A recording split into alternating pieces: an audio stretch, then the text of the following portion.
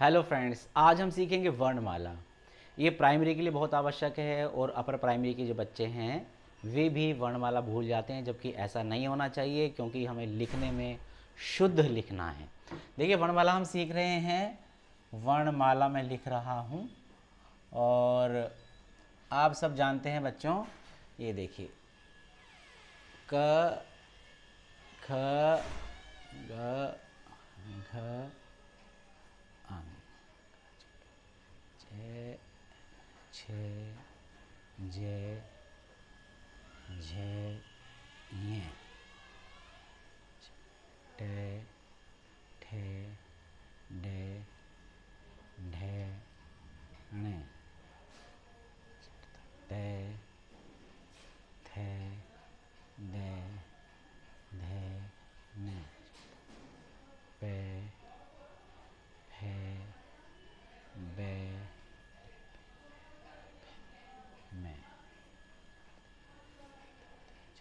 अब ये देखिए 5 और ये रे ले वे शे शे से है। अब हम सब देखेंगे इस बात को, हम सब देखेंगे कि 1 2 3 4 5 1 2 3 4 5 1 2 3 4 5 1 2, ये जो 25 हैं यहाँ से लेके यहाँ तक, ये क्या है? स्पर्श व्यंजन। ये जो 25 हैं यहाँ से लेके ये जो हैं ये हैं स्पर्श व्यंजन। क्या है ये? स्पर्श व्यंजन। पहले मैं इनके नाम देखता हूँ। देखिए, ये क से स्टार्ट हो रहा है तो इसको कहेंगे कवर्ग। कवर्ग लिखा रहता है, बच्चे कंफ्यूज होते हैं कि ये कवर्ग क्या है ना। ये जो पहला अक्षर है इसके इसलिए कवर्ग है। अब ये च से है तो ये हो गया चवर्ग। अब ये ट से है तो बोलिए क्या हो गया? टवर्ग।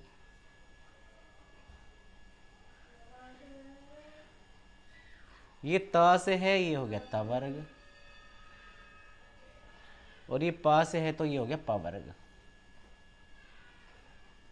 ठीक है, तो ये जो पहला ये जो अक्षर है इसी से इनका नामकरण हुआ है, जो है ये है क्या? कवर्ग, चवर्ग, टवर्ग, तवर्ग, पवर्ग। ठीक है, अब हम देखेंगे ये जो पूरे 25 हो गए थे, 1 2 3 4 5 1 2 3 4 5 यहाँ से लेके और यहाँ तक ये पूरे हो गए 25, तो इनको कहते हैं स्पर्श व्यंजन।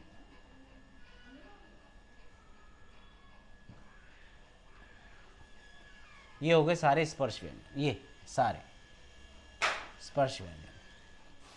और ये जो हैं ये हो गए, ये देखिए मैं नाम लिख दिया है, ये हो गए अंतस्थ।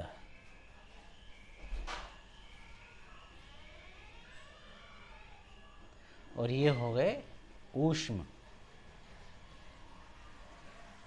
ये अंदर से हैं, अंदर से इनका उच्चारण होता है, बहुत कम समय लगता है। तो य र ल व और बिना रुकावट के ध्वनि बाहर आती है, इसीलिए। अच्छा, वर्णमाला में ये बीच में आते हैं इसलिए इनको अंतस्थ कहा गया। जो हमारी पुरानी जो वर्णमाला है उसमें ये कारण दिया गया कि बीच में आते हैं इसलिए इनको जो अंतस्थ कहा गया है। और ये श स स ह, ये देखिए मूर्धन्य श है, ये शलजम वाला श है। इनको आप जब उच्चारण करेंगे तो ऊष्म, गर्म सी ऊष्मा मुंह से बाहर निकलती है, इसलिए इनका नाम है ऊष्म व्यंजन। तो एक तो रहा ये समझने की बात।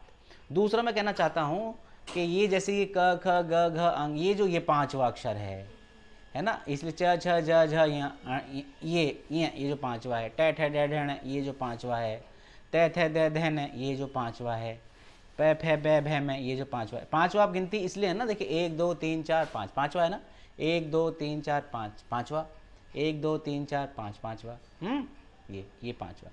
अच्छा, एक थोड़ी सी बात और रह गई है, जैसे ट ठ ड ढ अणा है तो इसी के अंदर टवर के अंदर ही, जैसे ये ड है तो ये अड़ा, और ये ढ है ये हो गया अढ़। ये देखिए ये नीचे लगने से ये ट हो गया और ये अढ़ा हो गया, ये भी टवर के अंतर्गत आते हैं। ये बात भी हमें ध्यान रखनी है। अच्छा, अब जो समझने की बात है वो यह है कि ये जो पंचमाक्षर है ना, अर्थात पंचम अक्षर, ये 1 2 3 4 5 5वां अक्षर है ना, तो इसको हम कहेंगे क्या? पंचमाक्षर, पंचम अक्षर। ठीक है, और इसको मैं अगर संधि कर दूं इसकी, तो ये क्या हो गया, पंचमाक्षर। इसको ऐसे लिखेंगे, देखिए ऐसे भी लिख सकते हैं, पंचमाक्षर। कहीं कहीं ऐसा लिखा रहता है पंचमाक्षर, आप कंफ्यूज ना हो जाएं।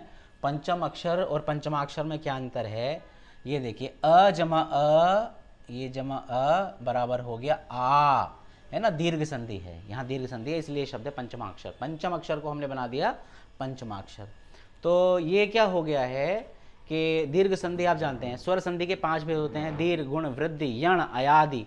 तो ये दीर्घ संधि है, इसलिए इसको पंचम अक्षर, अ जमा अ को हमने आ कर दिया पंचमाक्षर। ये कहने की जरूरत नहीं है, ये 1 2 3 4 5, ये जो पांचवें हैं इनको हम पंचमाक्षर बोलते हैं, ये बात ध्यान रखनी है। और जो सबसे बड़ी बात ध्यान रखनी है, इन पंचम अक्षर के लिए आपको अंग की बिंदी लगानी है, ये बात मुख्य है। अब अंग की बिंदी किस में लगेगी, कैसे लगेगी, ये पंचम अक्षर को आपको ध्यान रखना है। एक छोटा सा नियम और है, वह मैं आपको बताऊंगा, और ये आप नोट कर लें, देख लें, समझ लें, और साथ साथ आप जो है संयुक्त जो व्यंजन हैं उनको भी आप एक बार देख लें। तो अब हम लिख देंगे यहाँ पे संयुक्त व्यंजन।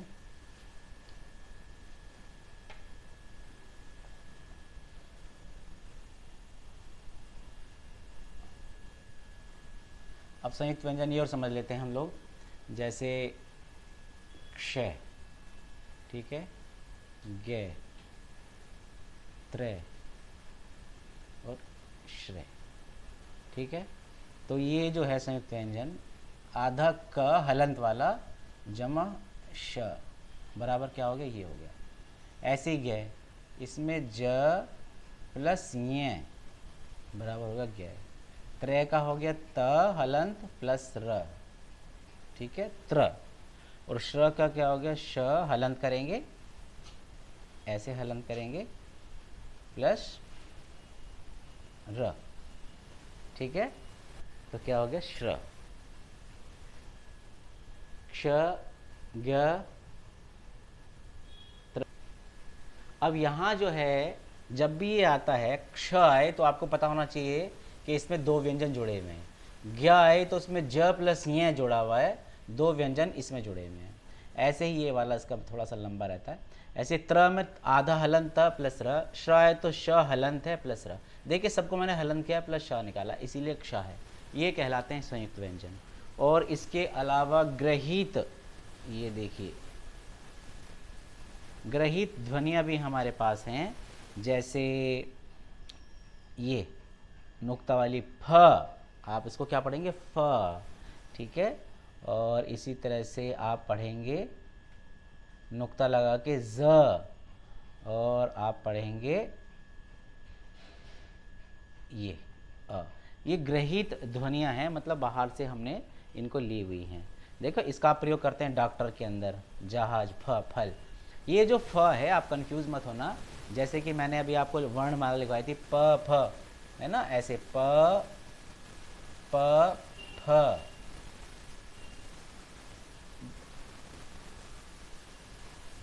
है ना, ये मैंने पवर्ग लिखवाया था। तो यहाँ जो ये फ है, इसमें फ ऐसे बोलेंगे, फ, दोनों होठ मिलेंगे और फिर ध्वनि निकलेगी फ। और यहाँ पर जब ये नुक्ता लगा दिया तो अब ये फ नहीं है, अब ये फ, इसीलिए इसको कहते हैं कि बाहर की ध्वनि है। इसको उर्दू से हमने इसको ग्रहित, इसको ध्वनि को हमने लिया हुआ फ। ये बात भी आपको ध्यान रखनी चाहिए कि बाहर की ध्वनियाँ हैं, ये हमारी अपनी हैं, इससे पहले जो आपने देखी। और ये संयुक्त व्यंजन है। संयुक्त व्यंजन किन किन से मिले हुए हैं, क्ष जो है, क्षत्रिय जब आप लिखते हैं, क्षेत्र जब आप लिखते हैं, तो उसके अंदर क प्लस श हलंत है। देखिए क मैंने हलंत कर रखा है, इसका हलंत का मतलब हो गया आधा, ठीक है। अब एक बात और समझिए, ये क जो होता है, क हमें क दिख रहा है ऐसे, लेकिन क के अंदर क्या जुड़ा हुआ है, आ है। इसको हलंत करते हैं, ये आ इसके अंदर जोड़ते हैं, तभी ये का होता है, ठीक है। आधे का में आ जुड़ा इसलिए का है, इसलिए आधा का में श जुड़ा इसलिए क्ष है। और ऐसे ही ज, य, त, र, श, र, ऐसे करके। तो ये जो हुई सारी की सारी, इसको कंफ्यूज होने के लिए ना हो आप, मैं इसको मिटा रहा हूँ। और ये संयुक्त व्यंजन भी आप कर लीजिए, तो इससे क्या होगा, आपको लिखने में बहुत आसानी होगी और समझने में भी आपको बहुत आसानी होगी। आगे चलेंगे, नेक्स्ट वीडियो में आपके लिए लेके आऊँगा। अच्छा लगे तो लाइक सब्सक्राइब शेयर करें। Thank you.